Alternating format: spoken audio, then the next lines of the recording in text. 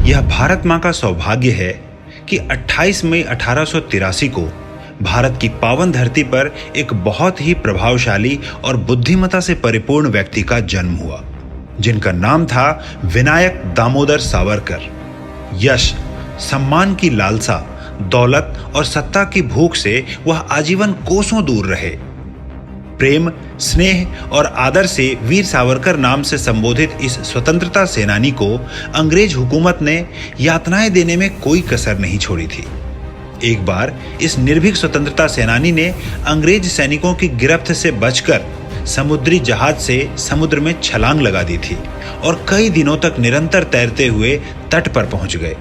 वीर सावरकर की निर्भीकता और आकाश को छू लेने वाली देशभक्ति की भावना अंग्रेजों को विचलित कर गई।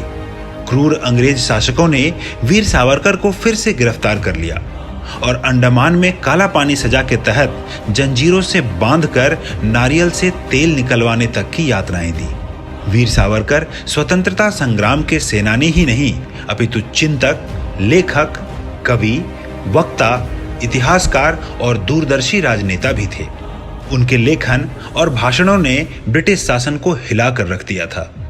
उन्होंने अपने जीवन काल में 40 अमृतपूर्व पुस्तकों का लेखन किया।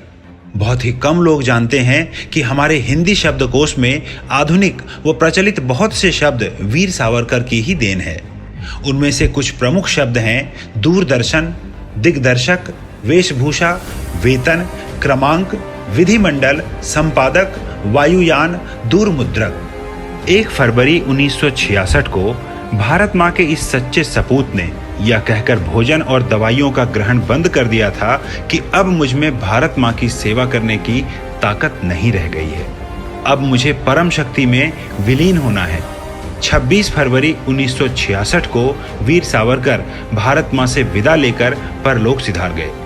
आज समस्त आईएमसी परिवार उनके सम्मान में नतमस्तक होकर उन्हें याद करते हुए समस्त देशवासियों को उनके जन्मदिन की हार्दिक शुभकामनाएं देता है, जिन्होंने भारत के इतिहास को एक नया मोड़ दिया। जय हिंद, गुड आईएमसी।